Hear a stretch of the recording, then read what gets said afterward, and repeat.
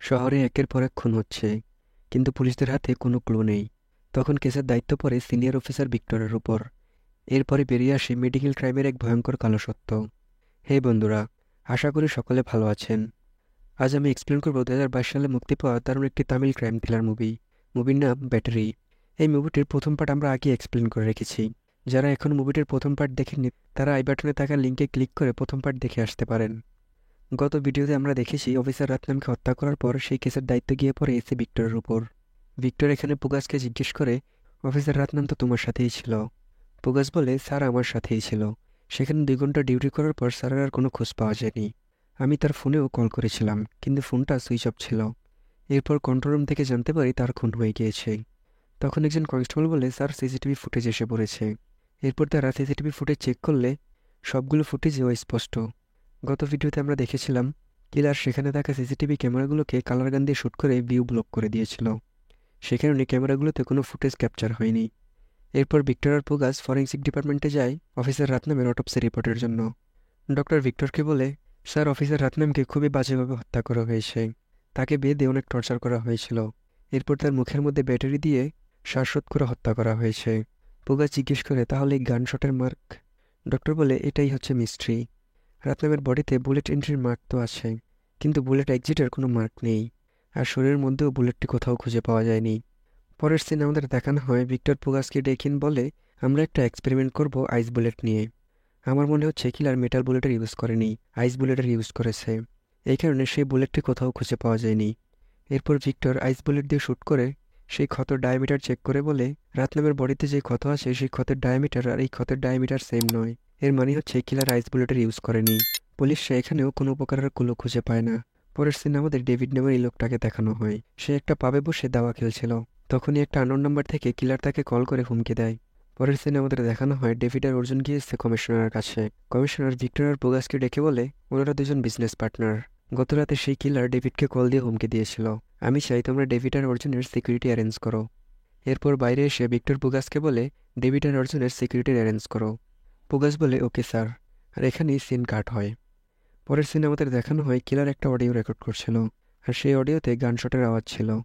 পরের সিনে আমরা দেখি কিলার যে সিডিতে অডিও রেকর্ড করছিল সেটাই ডেভিড প্লে করে মেডিটেশন করতে বসে। আর পুগাস সহ বাকি কিছু পুলিশ অফিসার ডেভিডের বাড়ির সামনেই পাহারা দিচ্ছিল।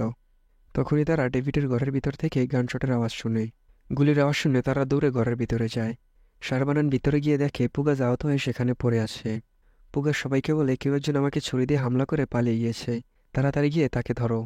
তখন বাকি সবাই সেই কিলারকে ধরতে বাইরে চলে যায়। আর আমাদের ডেভিডের রুমে কিলারকে দেখানো হয়। কিলার এখানে ডেভিডকে হত্যা করে। এরপর কিলার যখন তার মুখের মাস্ক খোলে আমরা দেখি এটা আর অন্য কেউ নয়, এটা হচ্ছে পুগাস। এর মানে এই খুনগুলোর পিছনে পুগাজি আছে। আর পুগাস কেন এই খুনগুলো করছে তা আমরা একটু পরেই জানতে পারবো। পরের সিনে আমাদের দেখানো হয় ভিক্টর ডেভিডের বাসায় এসেছে। ভিক্টর সেখানে এসে কনস্টেবলকে জিজ্ঞেস করলে সে বলে, স্যার আমরা বাইরেই পাহারা দিচ্ছিলাম। আর পুগাস স্যার দরজার সামনেই ছিল।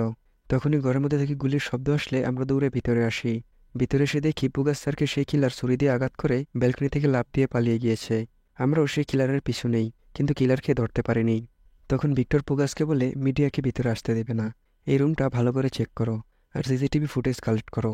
তখন ভিক্টর ডিভিডি প্লেয়ারে সেই সিডিটি দেখতে পায়। ভিক্টর জিজ্ঞেস করে, এটা কী অবস্থায় ছিল? ফরেন্সিক টিমের একজন বলে, হ্যাঁ স্যার, এটাই অবস্থায় ছিল। তখন ভিক্টর সিডিটি নিয়ে শারবানানকে দিয়ে বলে এটা সামলে রাখবে। এরপর আমাদের ভিক্টর আর পুগাসকে ফরেন্সিক ডিপার্টমেন্টে দেখানো হয়। ডক্টর এখানে বলে, এই খুনটাও সেম প্যাটার্নে করা হয়েছে, যেমনটা অফিসার রাতনামকে করা হয়েছে। মুখের মধ্যে ব্যাটারি দিয়ে শ্বাসরোধ করে হত্যা করা হয়েছে। আর এর বডিতেও বুলেট এন্ট্রির মার্ক আছে, কিন্তু বুলেট এক্সিটের কোনো মার্ক নেই। আর বডির মধ্যেও বুলেট নেই। তখন ভিক্টর একটা গ্লাভস পরে গানশটের মার্ক বরাবর হাত দিয়ে চেক করলে সেখানে একটা বোন পিস খুঁজে পায়। ভিক্টর বলে, দুইটা খুন একইভাবে করা হয়েছে, আর দুইটা বডিতেই একই রকম বোন পিস পাওয়া গিয়েছে। পরের সিন আমাদের দেখানো হয় ভিক্টর আর পুগাস ডেভিডের ফিউনারালে গিয়ে সেখানে ডেভিডের পার্টনার আর্জুনকে জিজ্ঞাসাবাদ করে। পুগাস আর্জুনকে জিজ্ঞেস করে, এই অফিসার রাতনামের সাথে আপনাদের কী সম্পর্ক? আর্জুন বলে, আমাদের ট্রাস্টের ফাংশনে অনেক ভিআইপি আসে, আর সেই ভিআইপিদের ওভারঅল সিকিউরিটির ব্যবস্থা করে অফিসার রাতনাম। সেই সুবাদেই আমরা তাকে চিনি। কিন্তু আপনারা এগুলো কেন জিজ্ঞেস করছেন? ভিক্টর বলে, কারণ অফিসার রাতনাম আর ডেভিডের খুন একজনই করেছে। এরপর যদি আরও কোনো ইনফরমেশন লাগে তাহলে অবশ্যই আমরা আপনার কাছে আসবো। এটা বলে ভিক্টর আর পুগাস সেখান থেকে চলে যায়। এরপর আমাদের দেখানো হয় ভিক্টর পুলিশ স্টেশনে এসে পুগাসকে জিজ্ঞেস করে, তুমি তো কিলারকে দেখেছিলে তাই না? তুমি কি কিলারের একটা স্কেচ বানাতে পারবে? পুগাস বলে, না স্যার, সেটা সম্ভব নয়। কারণ কিলার মুখে মাস্ক পরা ছিল। এরপর তারা সিসিটিভি ফুটেজ চেক করলে সেখানেও কিছু খুঁজে পায় না। ভিক্টর বলে, ডেভিডের বাসায় যে সিডিটা পাওয়া গিয়েছে সেটা চেক করো। শারবানান সেই সিডিটাই বসে বসে চেক করছিল। অন্যদিকে ফুগাজ একটু টেনশনে পড়ে যায়, কারণ শারবানান যদি সেই সিডিটা পুরো শুনে তাহলে সেই গানশটের আওয়াজটাও শুনতে পাবে। এতে করে পুগাজ ফেঁসে যেতে পারে। পুগাজ তখন তার টেবিলের মধ্যে থাকা ল্যাম্পের মধ্যে শর্ট সার্কিট করে পুরো পুলিশ স্টেশনের ইলেকট্রিসিটি অফ করে দেয়। আর শারবানানের চেক করার সেই সিডিটা ডিভিডি প্লেয়ারের মধ্যেই আটকে যায়। এরপর শারবানান ডিভিডি প্লেয়ারটা নিয়ে পুগাজের টেবিলে আসে আইপিএসের সাথে কানেক্ট করে সিডিটা বের করার জন্য। আর পুগাজ এখানে কৌশলে সেই সিডিটা চেঞ্জ করে দেয়। এরপর আমাদের দেখানো হয় ভিক্টর আর বাকি পুলিশ অফিসাররা যারা যারা সেদিন ডেভিডের বাড়িতে ছিল তাদের সবাইকে নিয়ে ডেভিডের বাড়িতে আবারও যায়। তারা এখানে সেই দিনের পুরো সিনটা আবারও রিক্রিয়েট করে, মানে সেদিন যা যা হয়েছিল তারা আবারও সেভাবেই অ্যাক্টিং করে। আর শারবানান এখানে কিলারের ভূমিকা পালন করছিল। শারবানান এখানে পুগাজকে ছুরি মেরে সে ব্যালকনি থেকে লাফ দিলে তার পা মুচকে সেখানেই পড়ে যায়। ভিক্টর শারবানানের কাছে আসলে দেখে সে পা মুচকে সেখানে পড়ে আছে, আর সে যেখানে লাফ দিয়েছিল সেখানে মাটিতে পায়ের ছাপ পড়ে আছে। কিন্তু যেদিন ডেভিডের খুন হয়েছিল সেদিন সেখানে পায়ের ছাপ ছিল না। ভিক্টর পুগাজকে বলে, আমার মনে হচ্ছে এই কেসটা খুব তাড়াতাড়ি সলভ হয়ে যাবে। আর এখানেই সিন কাট হয়। পরের সিনে আমাদের দেখানো হয় রাতের বেলা ভিক্টর পুগাজকে একটা জায়গায় ডেকেছে। ভিক্টর এখানে পুগাজকে বলে, একটা সত্য কথা বলি, সেই লকেট ভিকটিম মাল্লিকে আমি হত্যা করেছি। তখন আমাদের ফ্ল্যাশব্যাকে দেখানো হয় মাল্লিকে ভিক্টরে হত্যা করেছে। এরপর বর্তমানে পুগাজ ভিক্টরকে বলে, স্যার আমি সেটা জানি যে মাল্লিকে আপনি হত্যা করেছেন। তখন আমাদের ফ্ল্যাশব্যাকের একটা সিন দেখানো হয়। ভিক্টর একদিন পুগাজকে সেখানে ড্রপ করেছিল যেখানে মাল্লির বডি পাওয়া গিয়েছে। আর প্রথমবার মাল্লির বডি দেখে যে পুলিশকে কল করেছিল, পুগাজ সেখানে তার সাথে দেখা করতে গিয়েছিল। সেই লোকটা পুগাজকে জিজ্ঞেস করে, স্যার আপনার সাথে যে লোকটা ছিল সে কে? পুগাজ বলে, সে আমাদের অ্যাসিস্ট্যান্ট কমিশনার। লোকটা বলে, আসলে স্যার খুনের 2 দিন পর আমি সেখানে আবারও গেলে দেখি এই লোকটা সেখানে কিছু একটা খুঁজছিল। সেখানে আমার মনে হয়েছিল সেই খুনটা আপনি করেছেন। ভিক্টর বলে, আমি তাকে কেন মেরেছি সেটা কি তুমি জানো? তখন আমাদের একটা ফ্ল্যাশব্যাকের সিন দেখানো হয়। ভিক্টর আর তার মেয়ের যে অ্যাক্সিডেন্ট হয়েছিল সেটা করেছিল মাল্লি, আর মাল্লিকে দিয়ে এটা করেছিল অফিসার রাতনাম। কাজ শেষ হওয়ার পর অফিসার রাতনাম মাল্লিকে কল দিলে ভিক্টর সেটা দেখে ফেলে। এরপর সিনেমার বর্তমানে আসে। ভিক্টর বলে, মাল্লিকে মারার পর পরের দিন নিউজে আমি দেখি তার গলার লকেটটি সেখানে নেই, আর সেই লকেটটি খোঁজার জন্যই আমি সেখানে গিয়েছিলাম। কিন্তু আমার আগে সেই লকেটটি তুমি পেয়ে গিয়েছিলে। তখন পুগাজ বলে, কিন্তু স্যার আপনি এগুলো আমাকে কেন বলছেন? ভিক্টর বলে, এই কারণেই বলছি যাতে তুমি তোমার অপরাধগুলো কবুল করে নাও। পুগাজ বলে, আপনি এগুলো কি বলছেন স্যার? ভিক্টর বলে, তোমার কি মনে হয় তুমি এত প্ল্যানিং করে খুন করার পর কেউ তোমার অপরাধের ব্যাপারে জানতে পারবে না? আমি সব কিছু জেনে গিয়েছি। সেই দিনের ডেভিডের বাড়িতে রিক্রিয়েশনই তোমার সব কিছু ধরা পড়ে গিয়েছে। তখন ভিক্টর বলতে থাকে, আর আমাদের ফ্ল্যাশব্যাকের সেই সিনগুলো দেখানো হয়। ভিক্টর বলে, নাম্বার 1, ডেভিড মাটিতে বসে বসে মেডিটেশন করছিল, কিন্তু তার বডি পাওয়া গিয়েছে সোফাতে। নাম্বার 2, যদি মেডিটেশন অবস্থায় গুলি লাগতো তাহলে সেই সিঁড়িটা চলতেই থাকতো, সিঁড়িটা ইজেক্ট হয়ে ডিভিডি প্লেয়ারের বাইরে আসতো না। নাম্বার 3, কিলার যদি সেই ব্যালকনি থেকে লাফাতো তাহলে মাটিতে তার ফুটপ্রিন্ট থাকতো, কিন্তু সেখানে কোনো ফুটপ্রিন্ট ছিল না। তখন বর্তমানের সিন দেখানো হয়। ভিক্টর বলে, এসব কিছু দেখার পর আমার মনে হয়েছিল খুনি তোমাদের 5 জনের মধ্যেই কেউ একজন।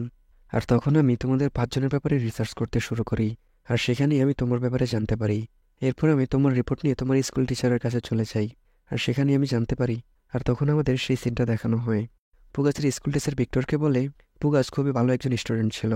তার ফ্রেন্ড প্রেমে ধোঁকা খাওয়ার পর তার বাবার গান চুরি করে আত্মহত্যা করে নেয়। এই কারণে পুগাজ ফিঙ্গারপ্রিন্ট টেকনোলজি নিয়ে রিসার্চ করে একটা গানের ইনভেনশন করে। সেই গান ফিঙ্গারপ্রিন্ট ছাড়া চলতো না। এরপর ভিক্টর পুগাজকে বলে, যখন আমি তোমার সেই গানের ব্যাপারে রিসার্চ করি তখন আমি জানতে পারি তুমি যে টেকনোলজি ইউজ করেছিলে সেই টেকনোলজি দিয়ে পশু পাখিকে হত্যা করা হয়, আর তুমি মেটাল বুলেটের বদলে হাড় দিয়ে বুলেট বানিয়েছ, আর সেই বুলেট দিয়ে স্মার্টলি 2 জনকে হত্যা করে ফেলেছ। ডেভিডের বডিতে পাওয়া সেই হাড়ের টুকরোকে ফরেন্সিক রিসার্চ করার পর আমি সে ব্যাপারে কনফার্ম হই। তখন পুগাজ বলে, তো কি হয়েছে? এগুলো নিয়ে আপনি আমার উপর সন্দেহ করছেন, কিন্তু আপনি সন্দেহ করলেই কী লাভ? প্রমাণ ছাড়া কোনো কিছুই হবে না। তখন ভিক্টর পুগাজকে জিজ্ঞেস করে, তুমি ওগুলো কেন করছো? আর তখন কেউ একজন তাদের 2 জনের উপরে ফায়ার করতে থাকে, আর গুলি এসে ভিক্টরের হাতে লাগে। পুগাজ সেই লোকটার পিছু নিলে সেই লোকটা পালিয়ে যায়। পুগাজ যখন সেই লোকটার পিছু করছিল তখন সেই লোকটার হাতে একটা ট্যাটু দেখতে পায়। এরপর আমরা দেখি সেই ট্যাটুওয়ালা লোকটা পুগাজের পিছু করছে। পুগাজ একটা কফি শপে বসলে সেই লোকটা পুগাজের ফোনটা চুরি করে নেয়। পুগাজ ফুটেজ দেখলে সেই লোকটাকে দেখতে পায়। এরপর পুগাজ কফি শপের ম্যানেজারের ফোন নিয়ে কন্ট্রোল রুমে কল দিয়ে তার ফোনের লোকেশন বের করতে বলে। অন্যদিকে আশা পুগাজের ফোনে কল দিয়ে পুগাজকে মলে আসতে বলে, কিন্তু পুগাজের ফোনটাতে ছিল সেই লোকটার কাছে। এদিকে কন্ট্রোল রুম থেকে কল দিয়ে পুগাজকে বলে দেওয়া হয় সেই লোকটা তার ফোন নিয়ে একটা মলের মধ্যে এন্টার করছে। এরপর পুগাজ সেই মলে গেলে এসে ভিক্টর তাকে আটকায়। পুগাজ এখানে ভিক্টরকে মেরে 3rd ফ্লোরে গেলে দেখে সেই লোকটা আশার ঠিক সামনেই। এরপর পুগাজ আশাকে সেখান থেকে পালাতে বললে আশা দৌড়াতে থাকে, আর সেই লোকটা আশার পিছু নিলে পুগাজও সেই লোকটার পিছু নেয়। পুগাজ সেই লোকটাকে ধরতে গেলেই ভিক্টর এসে পুগাজকে ধরে ফেলে, আর এখানেই সিন কাট হয়। পরের সিনে আমাদের পুগাজ, ভিক্টর আর আশাকে দেখানো হয়। পুগাজ এখানে তার খুন করার পিছনের কাহিনীগুলো বলতে শুরু করে, আর সিন চলে যায় ফ্ল্যাশব্যাকে। পুগাজের একটা ছোট বোন ছিল, আর তার হার্টের সমস্যা দেখা দিলে তারা পেসমেকার লাগায়। আর পেসমেকার লাগানোর কয়েক মাস পর পেসমেকারের ব্যাটারি শেষ হয়ে গেলে পুগাজের বোন মারা যায়। এরপর একদিন সেই ডক্টর পুগাজকে ডেকে পাঠায়, যে ডক্টর পুগাজের বোনের অপারেশন করে পেসমেকার লাগিয়েছে। ডক্টর এখানে পুগাজকে বলে, তোমার বোনের শরীরে যে পেসমেকারটি লাগানো হয়েছিল সেটা রিইউজ পেসমেকার ছিল। আর এখানে আমরা জানতে পারি পুগাজের বোনের শরীরে যে পেসমেকারটি লাগানো হয়েছিল সেটা ছিল, মুভির শুরুতে আমাদের দেখানো হয়েছিল যে জর্জ হার্টের সমস্যার কারণে মারা গিয়েছে, সেই জর্জের শরীরে যে পেসমেকার ছিল সেটাকে রিসেল করে পুগাজকে নিউ পেসমেকার বলে তার বোনের শরীরে লাগানো হয়েছে। আর এই পেসমেকারগুলো যে কোম্পানি থেকে নেওয়া হয়েছিল সেই কোম্পানিটা ছিল ডেভিড আর অর্জুনের, আর অফিসার রাতনামও তাদের পার্টনার ছিল। আর সেই ডক্টর এই পেসমেকারের ব্যাপারগুলো গিয়ে অফিসার রাতনামকে বলেছিল, আর অফিসার রাতনাম সেই ডক্টরকে নিয়ে একদিন সেই কোম্পানিতে যায়, আর সেখানে ডেভিড, অর্জুন আর অফিসার রাতনাম মিলে সেই ডক্টরকে হত্যা করে। আর এখানে আমরা জানতে পারি সেই ডক্টর রামকুমারের মেয়েই হচ্ছে আশা, আর ডক্টর রামকুমার আশাকে সেই পেসমেকারের ব্যাপারগুলো বলেছিল। আর এই কারণে আশা সেই লোকদেরকে খুঁজছিল যাদের শরীরে সেই কোম্পানির পেসমেকার লাগানো হয়েছে। তখন ভিক্টর বলে, এই সব কিছুর স্টার্টিং পয়েন্টই হচ্ছে আমি। ডক্টর রামকুমার অফিসার রাতনামের কাছে যাওয়ার আগে সে আমার কাছে এসেছিল, কিন্তু ভিক্টরের একটা আর্জেন্ট মিটিং থাকায় সে ডক্টরের সাথে কথা বলতে পারে না। এরপর ডক্টর রামকুমার মারা যাওয়ার পর এসে ভিক্টর রাতনামকে কল দিয়ে বলে, সেই ডাক্তার কীভাবে মারা গিয়েছে সেটা আমাকে জানতেই হবে। সেই ডক্টর মারা যাওয়ার আগে কোনো একটা জরুরি বিষয়ে আমার সাথে কথা বলতে চেয়েছিল, কিন্তু আমার একটা জরুরি মিটিং থাকায় তার সাথে কথা বলতে পারিনি। সেই ডক্টরের হত্যার পেছনের রহস্য যত তাড়াতাড়ি সম্ভব খুঁজে বের করো। অফিসার রাতনাম যখন জানতে পারে সেই ডক্টর এসি ভিক্টরের কাছে গিয়েছিল, তখন তারা মাল্লিকে দিয়ে এসি ভিক্টরের অ্যাক্সিডেন্ট করিয়ে দেয়, আর সেই অ্যাক্সিডেন্টেই ভিক্টরের মেয়ে মারা যায়। ভিক্টর বলে, আমাদের এই সব কিছু এখনই কমিশনারকে গিয়ে বলতে হবে। পুগাজ বলে, বললেও কোনো লাভ হবে না, আইন তাদেরকে কোনো প্রকারের সাজা দিতে পারবে না, তাই আমি তাদের অপরাধের শাস্তি দেব, এরপর সারেন্ডার করে দেব। এটা বলে পুগাজ সেখান থেকে চলে যায়, আর এখানেই সিন কাট হয়। পরের সিনে আমাদের এসি ভিক্টরকে অর্জুনের বাড়িতে দেখানো হয়। ভিক্টর অর্জুনকে বলে, তোমার জীবন নাশের আশঙ্কা আছে, সেই কিলার যে কোনো সময় তোমাকে হত্যা করতে পারে। এরপর ভিক্টর অর্জুনকে গ্রেফতার করে নিয়ে গাড়িতে বসলে দেখে তার সিটের নিচে একটা ইঞ্জেকশন ছিল। তখনই পুগাজ কল দিয়ে বলে, স্যার কিছুক্ষণের মধ্যে আপনি ঘুমিয়ে পড়বেন। ভিক্টর বলে, আমি এটা কখনোই হতে দেব না, আর সে অর্জুনকে নিয়ে পুলিশ স্টেশনের দিকে যেতে থাকে। কিন্তু মাঝপথেই সেই ইঞ্জেকশনের কারণে ভিক্টর ঘুমিয়ে পড়ে, আর পুগাজ সেখানে আসে। তখন অর্জুন তার হ্যান্ডকাপ খুলে পালাতে থাকে, আর পুগাজ তার পিছু করতে থাকে, আর এখানে সিন কাট হয়ে যায়। পরের সিনে আমাদের দেখানো হয় ভিক্টরের অর্জুন গাড়ি চালিয়ে কোথাও যাচ্ছে। ভিক্টর বলে, এখন তুমি কি করতে চাও? এমনিতেও তুমি যেটা করতে চেয়েছো সেটা তো করেই দিয়েছো, তুমি কি জানো এসবের কি সাজা হতে পারে? আর পুগাজ এখানে ভিক্টরকে একটা শুটিং স্পটে নিয়ে যায়, আর সেখানে প্রথমে পুগাজ 3টা ফায়ার করে, এরপর ভিক্টর 3টা ফায়ার করে। এরপর তারা যখন সেই শুটিং স্কেলেটনের সামনে যায়, ভিক্টর সেখানে দেখে সেই স্কেলেটনের নিচে থেকে রক্ত বের হচ্ছে। ভিক্টর পেছনে গেলে দেখে পুগাজ অর্জুনকে সেই শুটিং স্কেলেটনের পিছনে বেঁধে রেখেছে। আর এখানেই এই মুভিটি শেষ হয়ে যায়। তো ভিডিও কেমন লেগেছে কমেন্টে জানাতে ভুলবেন না। আর এই মুভির ফার্স্ট পার্টের লিঙ্ক ডিসক্রিপশনে দেওয়া আছে। জানি না কতটুকু ভালো এক্সপ্লেন করতে পেরেছি, তবে আমি আমার সর্বোচ্চ চেষ্টা করেছি ডিটেলসে এক্সপ্লেন করার জন্য।